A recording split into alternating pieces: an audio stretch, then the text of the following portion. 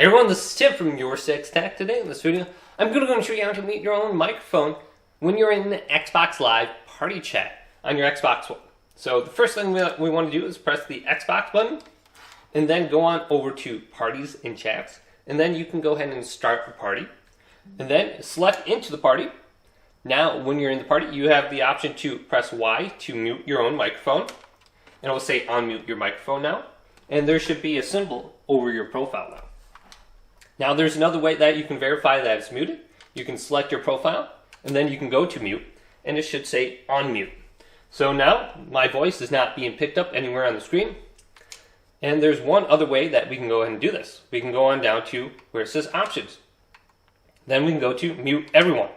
This will also include your microphone. So my microphone is muted plus everyone else in the party. Now you can also go to audio settings right here and then you can go to headset mic. And you can simply disable this at the top. Then you have your headset volume, headset chat, and the mic monitoring, which is your voice being picked up in your own microphone and being picked up back in the earpieces. So you can hear when you're talking. So hopefully this video did indeed help you out. If it did, leave it a big thumbs up and subscribe to my channel down below for more technical videos coming up next on YourSixTech.